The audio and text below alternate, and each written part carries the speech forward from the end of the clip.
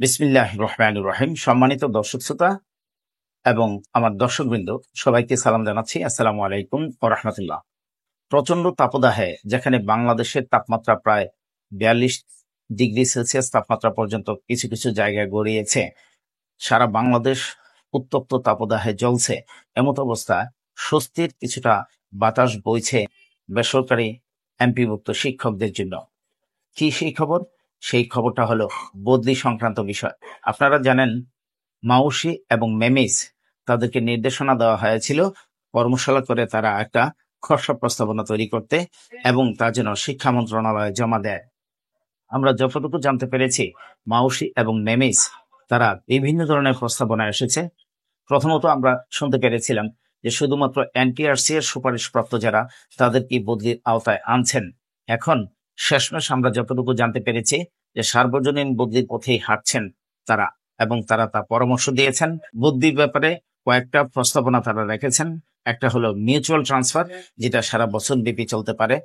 এক প্রতিষ্ঠানে একজন শিক্ষক যদি অন্য প্রতিষ্ঠানে যেতে চায়, সেই প্রতিষ্ঠানের শিক্ষক যদি স্বইচ্ছায় এখানে আসতে চায় এবং উনি যদি ওখানে যেতে চায়, এই ধরনের একটা সুযোগ রাখা হয়েছে। আর একটা হলো শাস্তিমূলক বদলি, যেটা সরকারিদের ক্ষেত্রে প্রযোজ্য, এটা এমপিভুক্ত শিক্ষকদের ক্ষেত্রেও প্রযোজ্য হতে যাচ্ছে। সম্মানিত দর্শক শ্রোতা, ভাবতে ভালো লাগছে যে আমরা যে দাবিগুলো জানিয়ে আসছি, সরকার এখন সেই পথেই হাঁটছে। বাস্তবায়ন হলে আমরা সরকারকে সাধুবাদ জানাবো। আমরা যতটুকু জেনেছি যে মাউশি এবং মেমিস তারা একাধিক কর্মশালা করে তারা অনেক ধরনের প্রস্তাবনা শিক্ষা মন্ত্রণালয়ে প্রেরণ করবেন এবং তা চূড়ান্ত করে ফেলেছেন।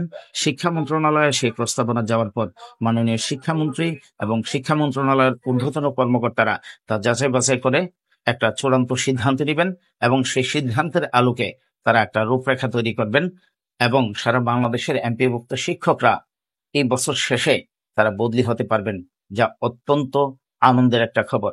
যে সকল শিক্ষকরা দূর দূরান্তে স্বল্প বেতন দিয়ে তারা থাকছেন, বাড়ি থেকে বিকাশে টাকা নিয়ে তারা চলতে হয়, কারণ বাংলাদেশের শিক্ষা ব্যবস্থায় যে বেতন ভাতাদি দেওয়া হচ্ছে তা যে অপ্রতুল। সরকারি ঊর্ধ্বতন কর্মকর্তারা, ইভেন দো শিক্ষা মন্ত্রণালয়ে যারা দায়িত্ব আছেন, তারাও তা স্বীকার করছেন। যদিও তা আলোর মুখ দেখছে না, তারপরেও এই বিষয়গুলো বিবেচনা করে তারা যে সিদ্ধান্ত নিতে যাচ্ছেন, তাদেরকে অভিনন্দন জানাই। মাননীয় শিক্ষামন্ত্রীর কাছে অনুরোধ করতে চাই যে বদলি, সার্বজনীন বদলি প্রস্তাবনাটা আপনি অনুমোদন করবেন এবং সরকারিদের ন্যায় আমাদেরকে উন্মুক্ত বদলির ব্যবস্থা চালু করবেন। তাহলে এই শিক্ষা প্রাণসঞ্চার ফিরে আসবে। শিক্ষকদের মনে যে ক্ষোভ বিরাজ করছে, কারণ সকল প্রফেশনে বদলি থাকলেও এমপিভুক্ত শিক্ষক কর্মচারীদের জন্য কোনো বদলির ব্যবস্থা নাই। তাই আপনারা যে সার্বজনীন বদলির ব্যাপারে সিদ্ধান্ত নিতে যাচ্ছেন, এই জন্য আপনাদেরকে সাধুবাদ জানাই এবং মাননীয় শিক্ষামন্ত্রীকে অনুরোধ করতে চাই, আপনি সেই সার্বজনীন বদলিটা চালু করে শিক্ষা প্রাণসঞ্চার বিরাজ করার মতন পরিবেশ তৈরি করে দিবেন। আমরা অনেক চেষ্টা তদবিরের পর এখন আলোর মুখ দেখতে যাচ্ছি। শিক্ষা মন্ত্রণালয় থেকে অনুমোদন হলেই এই বছরের শেষে সেই বদলি চালু হবে, এমনটাই আমাদের প্রত্যাশা। আর চেষ্টা করলে কোনো চেষ্টা বিফলে যায় না, এটার আরেকটা প্রমাণ আপনারা দেখতে পাচ্ছেন।